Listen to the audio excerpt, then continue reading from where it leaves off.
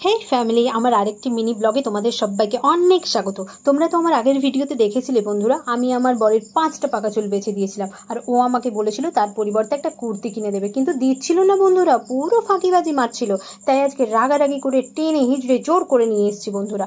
আর দেখো, সেই জন্য রাগে রাগে কেমন একা চলে যাচ্ছে আমাকে ছেড়ে দিয়ে, আমার দিকে দেখছেও না, কিন্তু সে আর কি করা যাবে, আমি তো ওর পিছু ছাড়বো না, কারণ আজকে বিলটা তো ওকেই পেমেন্ট করতে হবে। তারপর আমি চলে এসেছিলাম কুর্তি সেকশানে, এখান থেকে আমি কুর্তি চুজ করছিলাম, আর বর বললো যে আমি হাতে যে কুর্তিটা এখন নিয়েছি এটা পরলে আমাকে নাকি ভীষণ ভালো লাগবে।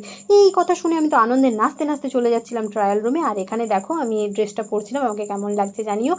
জামাটা আমার একটু ঢিলে হয়েছে, কিন্তু আমি এটাকে অল্টার করেই পরে নেবো ভাবছি, আর এক সাইজ ছোটো নেবো না। আমার বরকে এতটা ভালো ভেবো না, কিন্তু এটা বলেছে কারণ আমাকে আর বেশি যাতে চুজ না করতে, আর ও তাড়াতাড়ি বাড়ি যেতে পারে। তারপরে এসে দেখলাম ও নিজের জন্য ড্রেস চয়েস করছিল। তারপর আমরা এখান থেকে শাওয়ার জেল, শ্যাম্পু এসব নিয়ে নিয়েছিলাম, আর নিয়ে নিয়েছিলাম লেয়ার ওয়াটার গার্ল এই ভ্যানিলা টুইস্ট বডি মিস্টটা।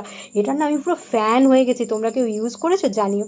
তারপর চলে এসেছিলাম এই কন্টেনার সেকশানে, এখান থেকে নিয়ে নিয়েছিলাম কিছু কন্টেনার, আর তারপর টুকটাক কিছু কিনে নিয়েছিলাম, নিয়ে এখন চলে যাচ্ছি বাড়ি। টাটা।